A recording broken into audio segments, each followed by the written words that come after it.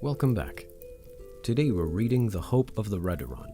It's a tale of a child blessed by a prophecy and the interpretation thereof.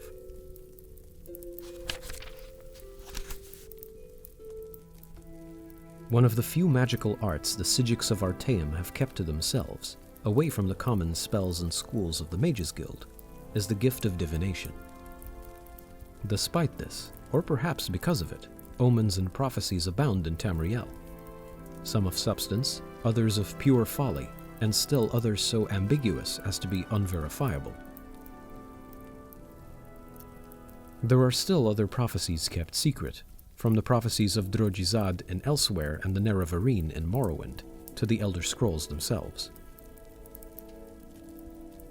The Nord nobility have a tradition of having omens read for their children.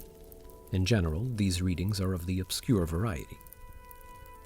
One of my acquaintances told me that her parents were told, for example, that their daughter would have her life rescued by a snake, and so gave her the name Serpentkin in a special ceremony.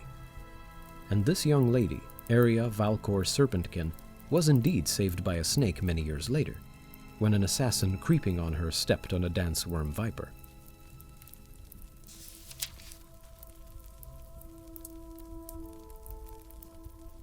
Occasionally, omens seem to be almost purposefully misleading, as if Boethia had crafted them as traps. I recall one particularly. Many, many years ago, a male child was born into House Redoran. It was a very difficult birth, and the mother was delirious and near death by the time it was over. She chanted just as her son came into the world, and she passed from it. Fortune has smiled this day, not frowned. My child will be mighty in mind and in arm. He shall bring hope to House Redoran. Neither spell nor blade shall hurt the man, nor illness nor poison cause any harm. His blood shall never drop on the ground. The boy, named Andus, was indeed extraordinary. He never was ill and never suffered so much as a scratch all through his childhood. He was also quite intelligent and strong, which, combined with his invulnerability, caused many to call him after his mother's omen, the Hope of the Redoran. Of course, anyone who is called the Hope of the Redoran will eventually develop some taint of impertinence, and it wasn't long before he had enemies. His worst enemy was his cousin Athen, who had borne much abuse at the hands of Andus. Primary among the grudges was that Athen had been sent to Rihad to complete his education, at Andus's insistence.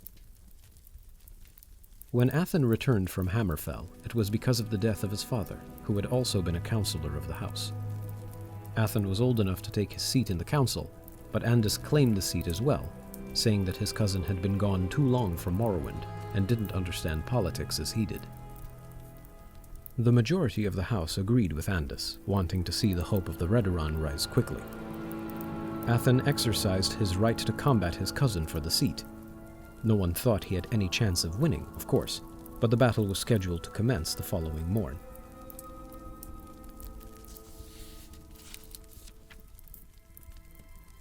Andus whored and dined and drank with the councillors that night, confident that his place in the house was secured and the hopeful new dawn of House Redoran was rising. Athen retired to his castle with his friends, Andus's enemies, and his servants he had brought from Hammerfell. Athen and his friends were discussing the duel morosely when one of his old teachers, a warrior called Shardi, came into the hall.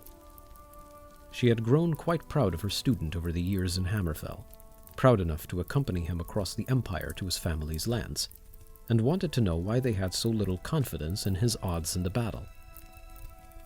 They explained to her Andus's uncommon blessings and the nature of his mother's omen. If he can't be harmed by disease, poison, magicka, and his blood can never be spilled, what hope have I of ever besting him? Cried Athen. Have you remembered nothing I taught you? Replied Shardi. Is there no weapon you can think of that will slay without blood? Are swords and spears and arrows the only items in your arsenal? Athen quickly realized the weapon Shardi was speaking of, but it seemed absurd. Not only absurd, but pathetic and primitive. Still, It was the only hope he had. All that night, Shardi trained him in the art and techniques, showing him the various swings and stances her people had developed in Albion Gora. Counterattacks, feints, and blocks imported from Yokuda, the classic one- and two-handed grips for the most ancient weapon in history. The cousins faced one another the next morning, and never have two combatants looked so unevenly matched. Andas's entrance brought a great cheer, for not only was he much beloved as the hope of the Redoran, but as his victory was a foregone conclusion, most wanted to be in good standing with him. His shining mail and blade drew admiration and awe. By contrast, Athen drew a gasp of surprise and only a smattering of polite applause. He appeared costumed and armed like a barbarian. As Shardi had suggested, Athen allowed Andas to attack first. He was eager to finish the battle and take the power he deserved quickly. The blade pushed by Andas's mighty arm slashed across Athen's chest, but shallowly, and before it could be counterswung, Athen knocked it back with his own weapon. When Athen attacked and wounded Andas, he was so surprised by being hurt for the first time in his life, he dropped his sword. The less said about the end of the battle, the better. Suffice it to say that Athen, wielding a simple club, battered Andas to death without spilling a drop of blood. Athen took his father's seat as counselor, and it was then said that the hope in the omen referred to Athen, not Andas. After all, had Andas not tried to take the counselor's seat away from his cousin, Athen, being not very ambitious, might have never tried to get it. It can certainly be argued that way, I suppose.